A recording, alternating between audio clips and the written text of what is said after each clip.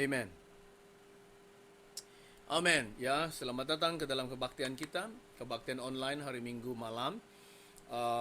Nah, malam ini saya akan kongsikan sesuatu yang sangat penting, dan saya berdoa dan juga berharap, percaya bahwa kita ikuti series ini, khotbah siri ini tentang Natal atau Christmas.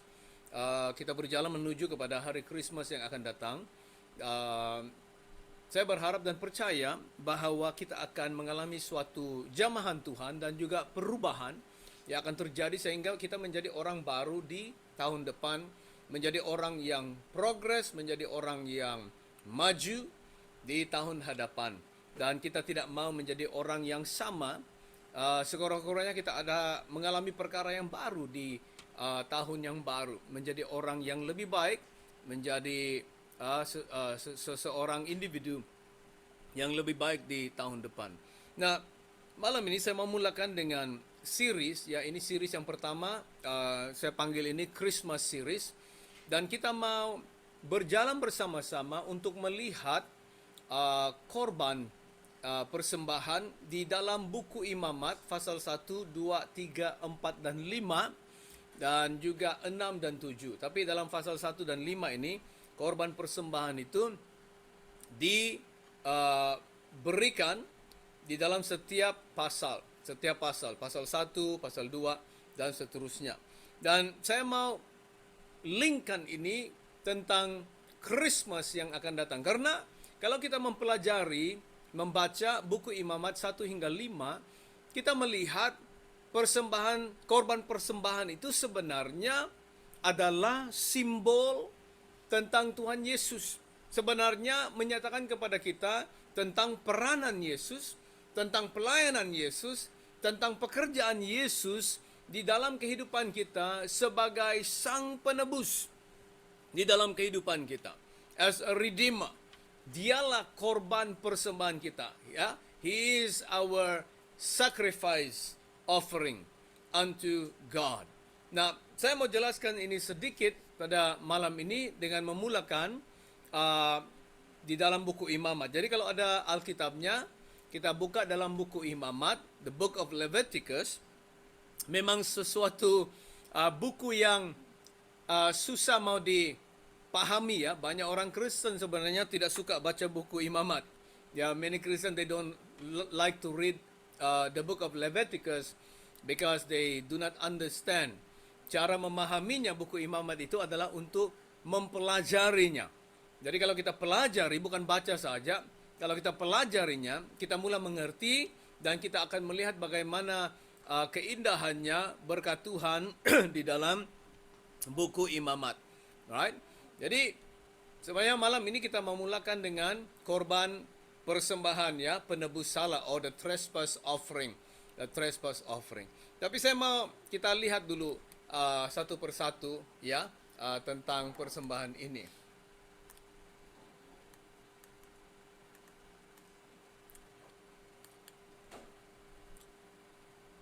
You cannot move because you click it so the box come out. That's why.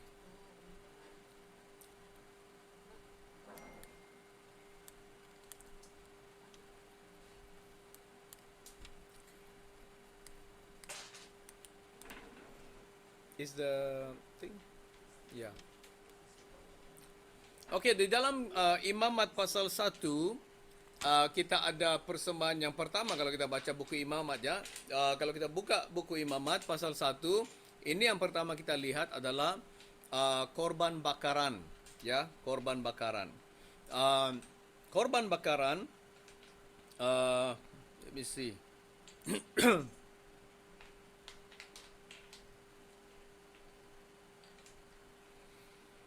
Ya, disebut korban bakaran di dalam Imamat 1.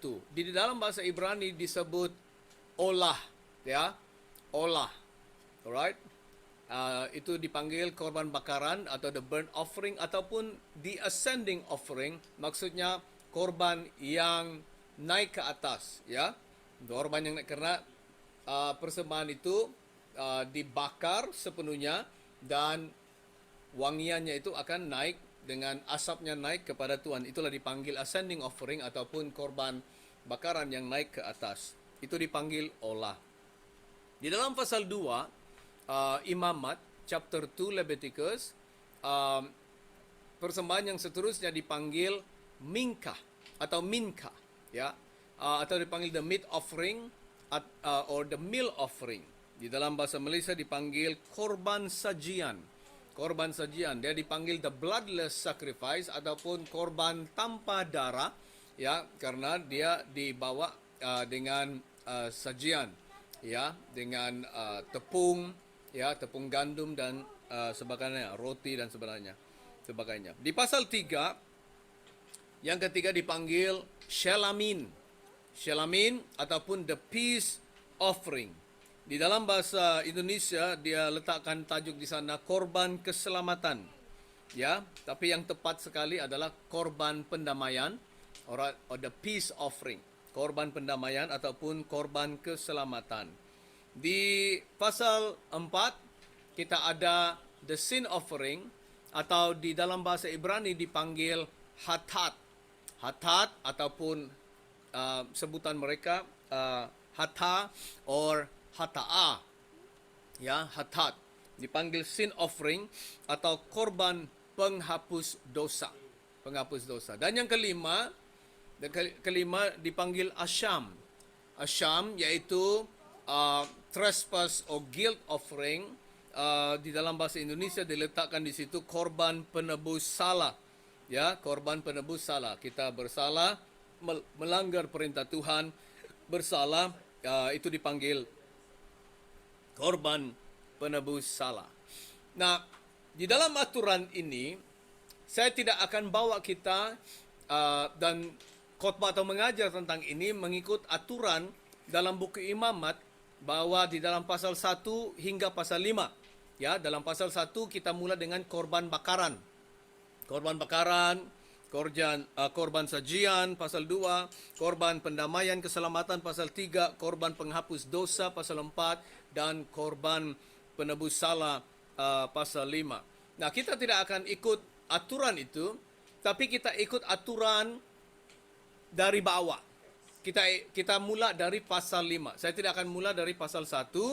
Ada sebabnya. Karena sebenarnya perjalanan kita dan pengalaman kita untuk mengalami keselamatan daripada Tuhan, dia bermula dari pasal 5, yaitu korban penebus salah. Karena kita semua telah berbuat dosa dan kehilangan kemuliaan Allah. Buku Roma pasal 3 mengatakan itu. Kita semua bersalah di hadapan Tuhan. Ya, dan ini yang kita mau bicarakan malam ini. Nah, saya mau beritahu karena waktu tidak cukup, ya. Saya cuma mepetik beberapa firman di dalam pasal 5 untuk menjelaskan kepada kita apakah dia korban penebus salah atau the trespass offering, dan apakah korban penebus salah ini lakukan dalam kehidupan kita, dan kenapa kita perlukan korban penebus salah, ya, korban penebus salah ataupun asyam, ya, asyam. Nah, kalau kita baca dulu dari Imamat pasal 1, kita pergi ke pasal 1 karena dia mulakan di sana, ya. Pasal 1 ayat 1 dan 2. Imamat 1 ayat 1 dan 2. Katanya Tuhan memanggil Musa dan berfirman kepadanya dari dalam kemah pertemuan. Berbicaralah kepada orang Israel dan katakan kepada mereka, apabila seseorang di antaramu hendak mempersembahkan persembahan kepada Tuhan, haruslah persembahanmu yang kamu persembahkan itu dari ternak, yakni dari lembu sapi atau dari kambing dombamu, ya, dari ternak, dari lembu sapi atau dari kambing dombamu. Ada 3 kategori persembahan yang harus orang Israel pakai untuk bawa kepada Tuhan.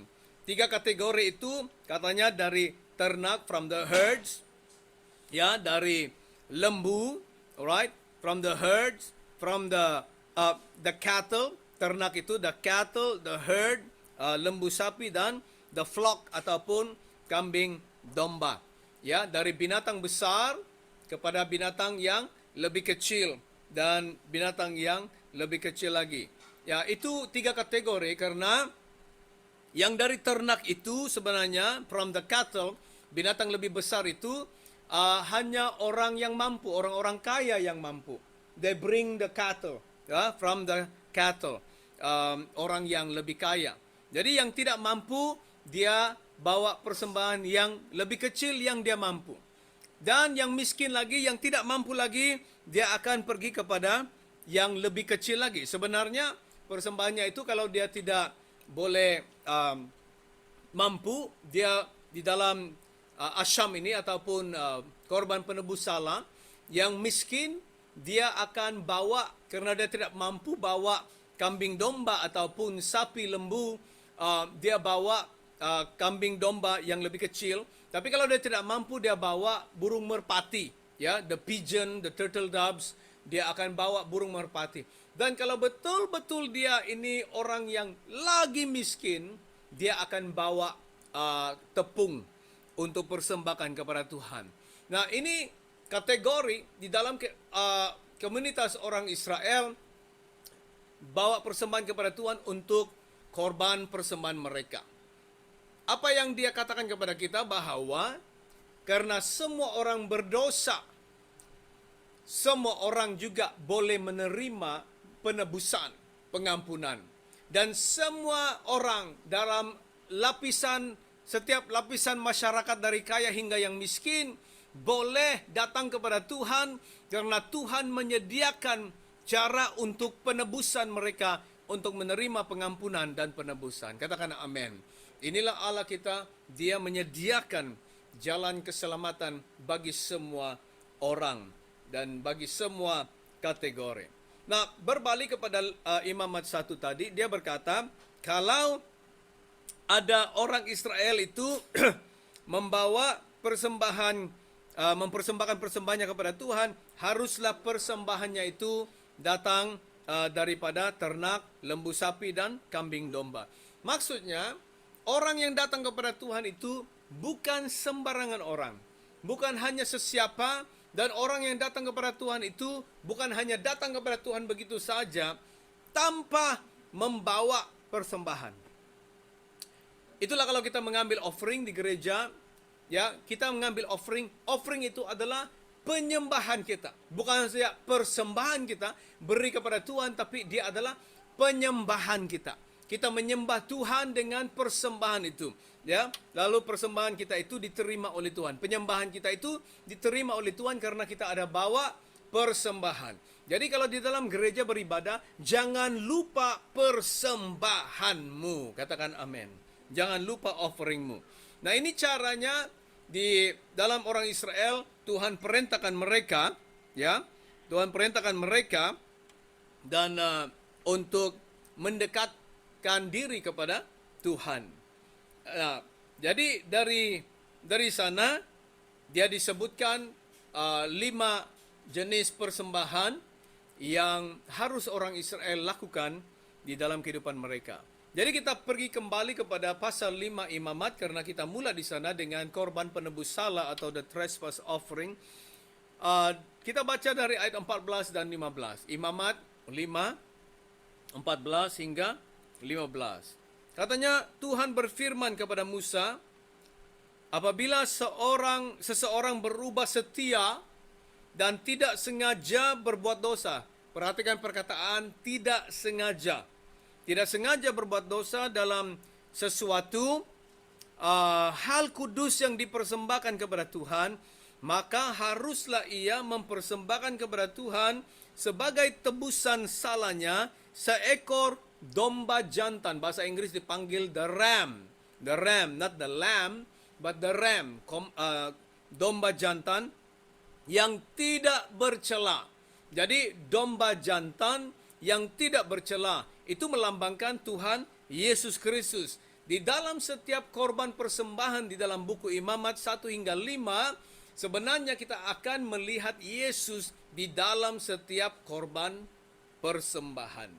Ya, dalam korban persembahan. Itulah yang saya mau linkkan ini kepada hari Christmas yang akan datang. Ya, katanya korban yang tidak bercela dari kambing domba dinilai menurut shikal perak, yakni menurut shikal kudus menjadi korban penebus salah. Kita mula dari sini. Perjalanan kita di dalam mengalami keselamatan dan perubahan dalam kehidupan kita bukan bermula daripada korban bakaran. Korban bakaran adalah korban dedikasi, menyerahkan hidup sepenuhnya kepada Tuhan, di dalam menyembah Tuhan, dan bersyukur kepada Tuhan tentang apa yang Tuhan sudah lakukan dari pasal 5, pasal 4, pasal 3, pasal 2, pasal 1. Kita mula dari bawah. Kita bukan mula dari korban. Kita tidak boleh menyembah Tuhan, memberikan hidup sepenuhnya sebagai korban bakaran kalau kita tidak mengalami korban penebus salah. Kalau kita tidak mengalami pengampunan dosa di dalam penebus salah. Karena firman Tuhan berkata dalam Roma bahwa kita semua telah berbuat dosa dan kehilangan kemuliaan Allah. Kenapa? Karena kalau kita ingat di dalam Kejadian pasal 3, setelah Tuhan menciptakan manusia dan dia meletakkan manusia itu di Taman Eden. Lalu Tuhan memberitahu manusia bahwa dia boleh makan semua apa yang ada di Taman Eden itu, termasuk pohon kehidupan sebenarnya. Tetapi kata Tuhan, jangan sentuh buah daripada pohon, ya, pohon pengetahuan akan yang baik dan yang jahat. Tapi manusia itu dia ingkar perintah Tuhan karena dicobai oleh setan dan mereka jatuh ke dalam dosa. Sewaktu Adam dan Hawa jatuh ke dalam dosa, seluruh manusia yang lahir yang akan datang ke dunia, yang berada di dalam Adam itu jatuh bersama dengan Adam.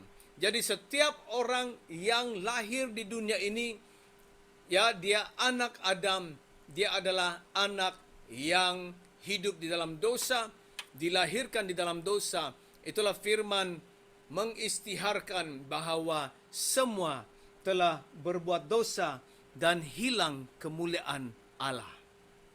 All have sinned and come short of the glory of God. Jadi tepat di dalam Imamat pasal 5 ini, langkah pertama untuk mengalami suatu mujizat keselamatan di dalam Christmas, di dalam Natal yang akan datang ini, langkah pertama, titik pertama yang harus kita lalui, langkah pertama yang harus kita ambil adalah korban penebus salah.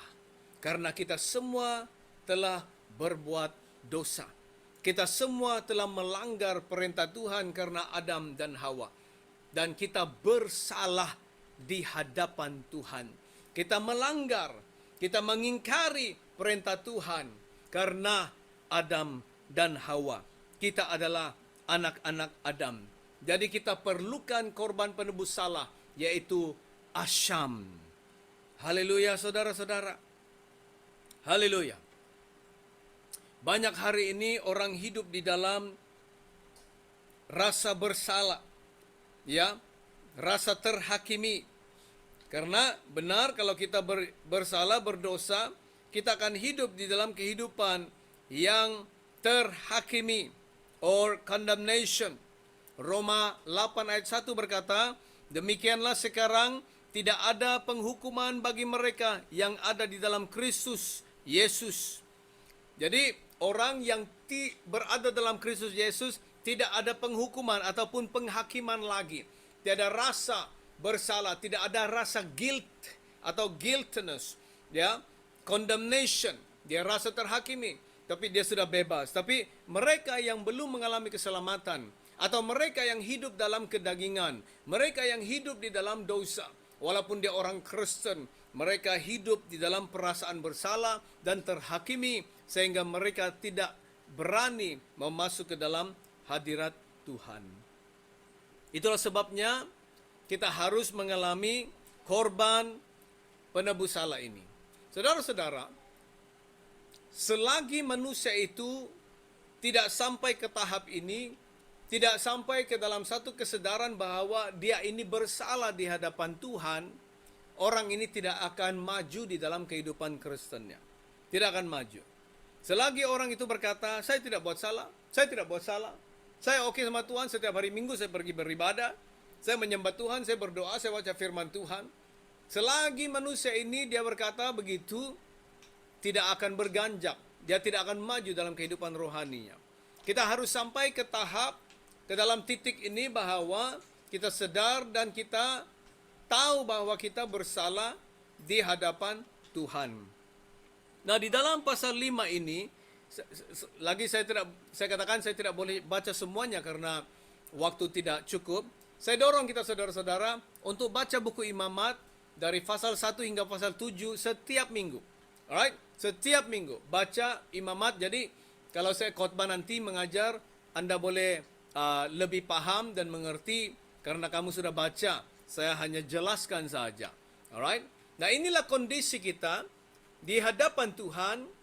Kita ini orang bersalah dan kita ini dihakimi Tuhan dan kita ini harus dipunish, ya. Kita harus menerima hukumannya karena kita bersalah kepada Tuhan. Katanya di sini kesalahan itu sama ada kita tahu atau kita tidak tahu bahwa kita melakukannya. Tadi kan dikatakannya dosa yang tidak sengaja. Tidak sengaja. Jadi dia berbicara di sini sama ada sengaja atau karena ini yang tidak sengaja ini dia berbicara kita dosa akan Tuhan. Tapi ada dosa, kita melakukan dosa terhadap saudara-saudara kita. Itu adalah dosa yang sengaja yang kita tahu.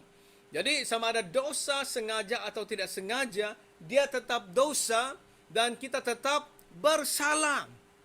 Yang kita tidak sengaja lakukan pun kita tetap bersalah dan kita perlukan korban penebus salah.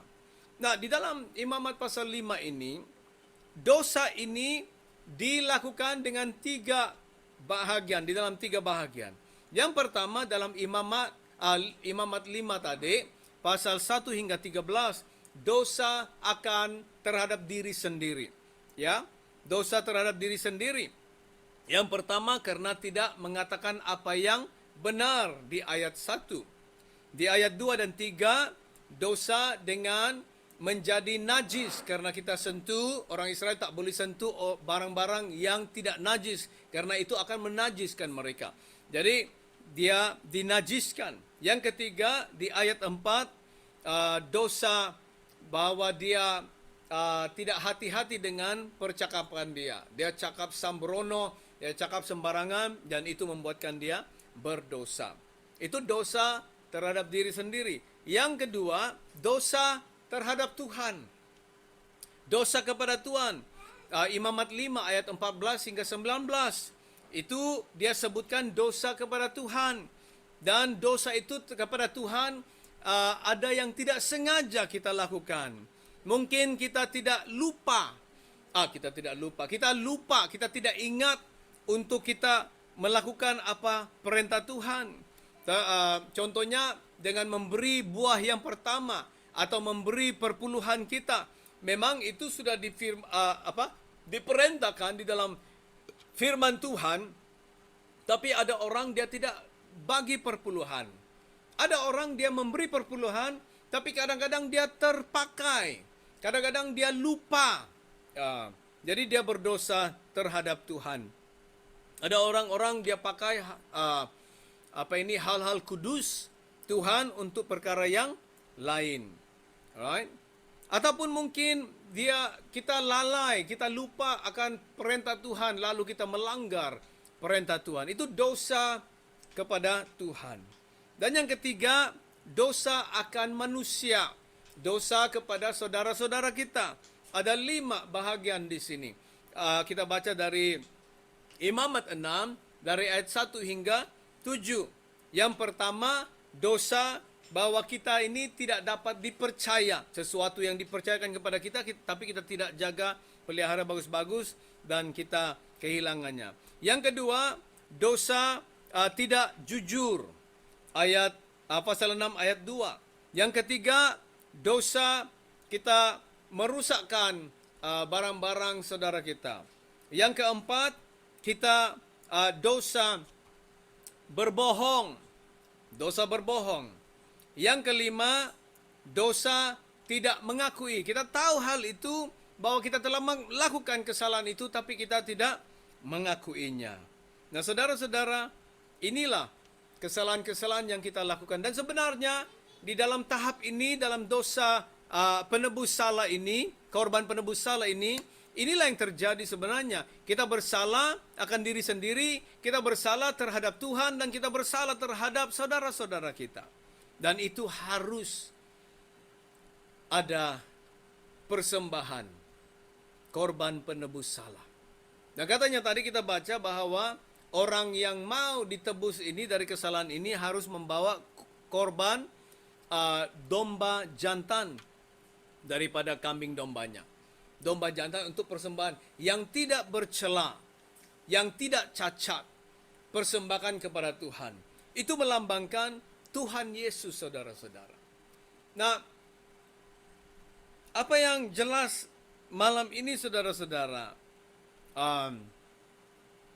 satu hal yang kita harus lakukan untuk memulakan langkah kita, perjalanan kita untuk mengalami mujizat keselamatan di dalam Christmas.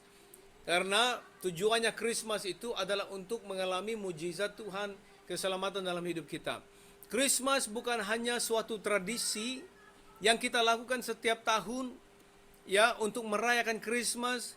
Semua orang happy-happy, orang balik kampung, ya, ada orang, ya, buat persiapan yang besar-besar untuk merayakan Christmas. Nah, tidak salah untuk kita mau happy-happy dengan family, dengan saudara-saudara kita.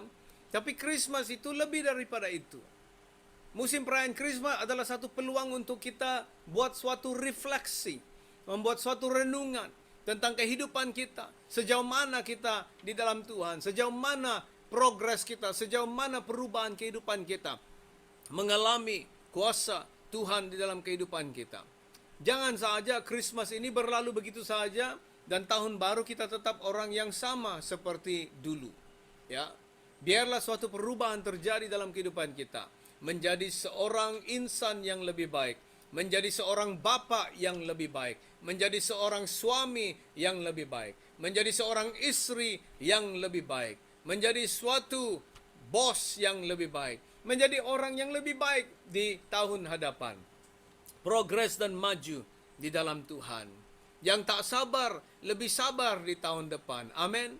Ya, yang kasar-kasar, lebih lembut di tahun hadapan. Haleluya. Yang malas-malas, lebih rajin di tahun hadapan. Haleluya. Amin. Ya. Jadi kita menjadi orang yang lebih baik di tahun hadapan. Karena kita berjalan bersama dengan Tuhan. Mula di titik ini, saudara-saudara, kita semua bersalah di hadapan Tuhan. Dan kita perlukan korban penebus salah, yaitu kambing domba jantan, melambangkan Yesus yang tak bercela. Hanya Yesus yang boleh, ya, membersihkan kita, mentahirkan kita daripada segala kenajisan. Hanya Yesus yang boleh membuatkan hati kita ini bebas daripada perasaan yang bersalah. Kita bebas di hadapan Tuhan. Ya, haleluya. Jadi kita akan mula berjalan di sana.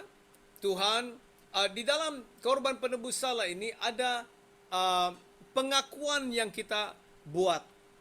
Ada penebusan yang kita harus buat. Perbaiki apa yang salah, perbaiki apa yang rusak.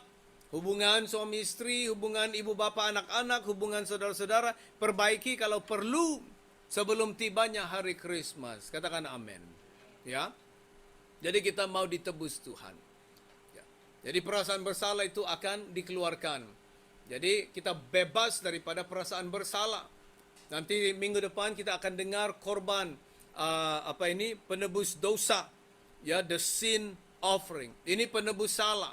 Tapi korban penebus dosa itu lain. Ya, kita perlukan keselamatan, kita perlukan juru selamat. Itu berbicara tentang juru selamat. Korban penebus salah itu adalah Yesus datang menebus kita, menyelamatkan kita. Tapi korban penebus salah ini adalah tanggung jawab kita.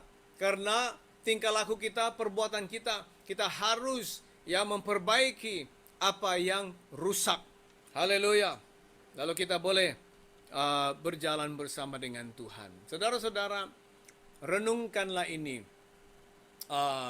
sebelum kita masuk minggu depan untuk berbicara tentang korban persembahan yang seterusnya. Kalau ada yang perlu kita tobatkan, ada yang perlu kita ubah, ada yang perlu kita perbaiki, ada yang perlu kita buatkan dia menjadi baik. Segala kerusakan yang kita lakukan karena kita berdosa terhadap Tuhan, berdosa terhadap satu sama lain, kita perbaiki saudara-saudara. Kan kita ingat Yesus berkata, kalau kita datang dalam rumah Tuhan membawa persembahan kita, dan kita ingat bahwa kita ada sesuatu masalah dengan saudara kita, tinggalkan persembahan kita di sana, perbaiki dulu masalah kita dengan saudara kita, lalu kembali dan persembahkan itu kepada Tuhan. Itu berbicara tentang korban penebus salah, saudara-saudara. Berbicara tentang ini. Jadi kita perlu ada waktu untuk merenungkan. Ya, karena target kita, matlamat kita di sini saudara-saudara adalah untuk mengalami keselamatan, mujizat keselamatan dari Tuhan yang dibawa di dalam musim Natal ini, saudara-saudara. Saya berdoa musim Christmas ini sesuatu yang luar biasa terjadi dalam hati kita, mujizat yang terjadi dalam hati kita, supaya kita menjadi orang yang ditebus, orang yang diselamatkan oleh Tuhan, sehingga kita menjadi orang yang lebih baik di tahun hadapan. Amin, saudara-saudara. Haleluya, haleluya. Amin. Mari kita berdoa. Terima kasih Bapa. Terpuji nama-Mu. Firman-Mu mengisytiharkan bahwa kami semua telah berbuat dosa dan kehilangan kemuliaan Allah. Kami memerlukan Tuhan Yesus sebagai korban penebus salah, supaya kami diampuni, ditebus, sehingga perasaan bersalah dan perasaan dihakimi akan dikeluarkan daripada hati kami, supaya kami menjadi orang yang bebas.